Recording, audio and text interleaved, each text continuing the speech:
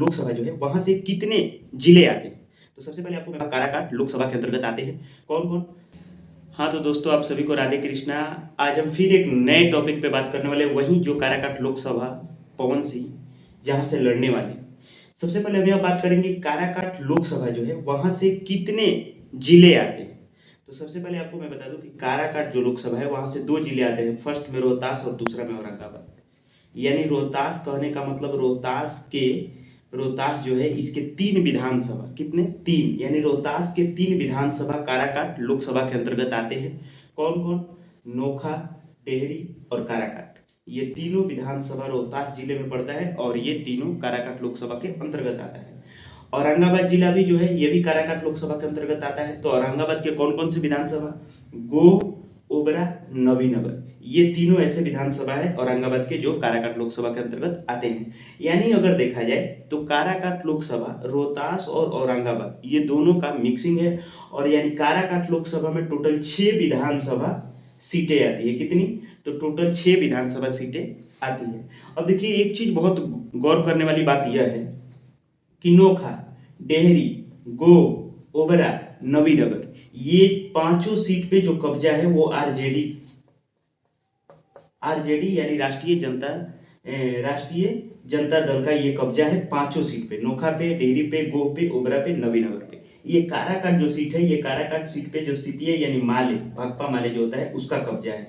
किस पे, काराकाट पे। यानी अगर देखा जाए तो 6 सीट ये आपके काराकाट लोकसभा के अंतर्गत आते हैं। और ये 6 विधानसभा जो सीटें हैं ये सभी सीटें पे महागठबंधन जो है वो अपना कब्जा जमाए हुआ है। यानी 2020 में जो चुनाव हुआ था मुख्यमंत्री का, उसमें काराकाट लोकसभा में टोटल जो 6 सीटें आती हैं विधानसभा की, वो 6 सीटों पे महागठबंधन की पूरी तरह से कब्जा है, पूरी तरह से। यानी 5 जगह तो खुद आरजेडी अपना पैठ जमाया हुआ है और काराकाट में ये भाकपा माले यानी। और यहाँ पे अब देखेंगे हम, अब ये देखिए नोखा, डेहरी, गो, ओबरा, नवीनगर, यहाँ पे आपको पता चल गया आरजेडी, और काराकाट से सीपीआई एमएलए। अब देखिए काराकाट से अभी जो भावी विधायक हैं सीपीआई से यानी माले से, वो आपके यहाँ पे, तो ये देखिए काराकाट से जो माले के विधायक बने हैं वो गठबंधन से ही बने हैं। यानी ये आरजेडी में मिले हैं तभी जाकर बन पाए हैं, वरना अगर यहाँ से माले जीत पाना बहुत मुश्किल है। क्योंकि आपको पता है कि काराकाट लोकसभा में सबसे ज्यादा वोट यादव बैंक की हैं और लगभग 3 लाख के करीब। अब देखिए 2019 वाला जो चुनाव हुआ था इस पे मैं आपको बता दिया था पूरा आंकड़ा, लेकिन एक आंकड़ा हम लेके आए कि किसको कितना वोट मिला था। ये थोड़ा सा गौर करने वाली बात है कि महाबली सिंह, ये जो महाबली सिंह जी जो थे, जिनको वोट 3,98,408 वोट मिले थे, ये टोटल इतने वोट इनको मिले थे, किसको, तो महाबली सिंह जी को 3,98,408।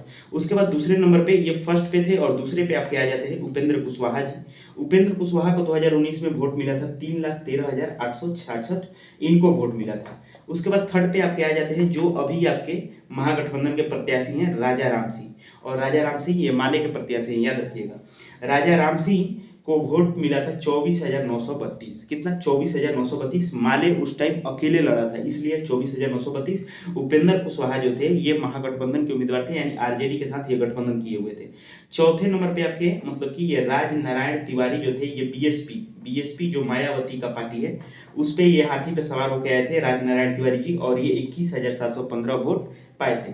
अब देखिए यहाँ पे अगर अंतर देखा जाए तो लगभग 98, 8, 3, 5 और 9, 1, 8, यानी लगभग 85,000 का अंतर यहाँ पे हम लोगों को देखने को मिलेगा एक अंतराल। यानी जो निकटतम प्रत्याशी है जीतने वाले के, तो उसको लगभग 85,000 का अंतर हम लोगों को देखने को मिलता है। यानी अगर यहाँ से किसी भी उम्मीदवार को 3.5 लाख यानी 3.5 लाख वोट बैंक अपना बना लेता है काराकाट लोकसभा से, तो वो जीत के करीब तक पहुंच जाता है। जहां तक मैं अनुमान लगाया, रिसर्च किया, तो ये पता चला कि अगर 3.5 लाख किसी भी प्रत्याशी के पास अपना वोट है तो वो जीत के करीब पहुंच जाता है।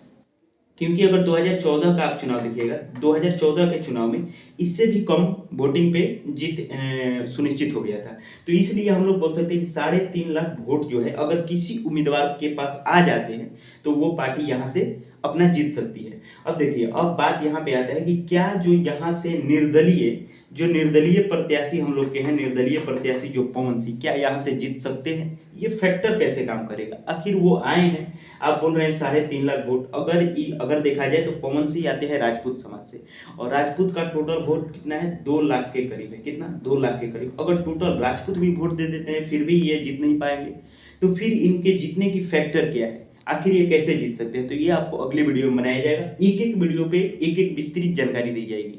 देखिए, कोई भी जो भी बात होगा वो तथ्य पे ही हम बात करेंगे कि अगर निर्दलीय चुनाव पवन सिंह लड़ रहे हैं तो कैसे जीत सकते हैं, कौन सा फैक्टर वहां पे काम करेगा उनका।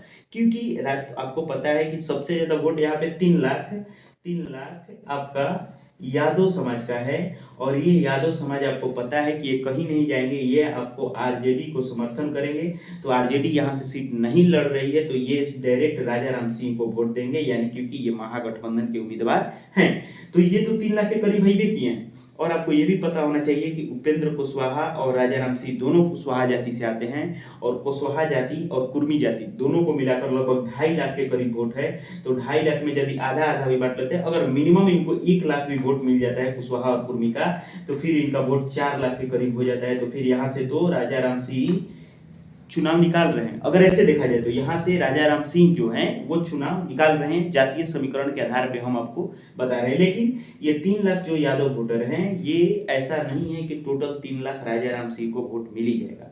वो इसीलिए हम आपको बोले कि नेक्स्ट वीडियो में हम बात करेंगे कि अगर पवन सिंह निर्दलीय आ रहे हैं तो क्या यहाँ से चुनाव निकाल पाएंगे, अगर हाँ तो उनका फैक्टर क्या होगा, किस फैक्टर से वो चुनाव निकाल सकते हैं, अगर नहीं तो कैसे नहीं निकाल पाएंगे। ये सभी बातें अगले वीडियो में की जाएगी। तब तक के लिए जय भारत। अगर आप इस चैनल पर नए हैं तो चैनल को सब्सक्राइब जरूर कीजिएगा, वीडियो को ज़्यादा से ज़्यादा शेयर कीजिए। हम बहुत ही जल्द आपको काराकाट लोकसभा के जनता के बीच जाएंगे और उनकी राय लेंगे कि वो आखिर किसको और किस उनके माइंड में क्या चल रहा है, आखिर किस चीज़ को देखते हुए वो वोटिंग करने जाएंगे और किसको वोट करेंगे। ये सभी चीज़ें उनसे किया जाएगा, सभी सवाल है। अगर आपका भी कोई सवाल हो तो आप कमेंट कर सकते हैं। मिलते हैं नेक्स्ट वीडियो में, तब तक के लिए जय भारत।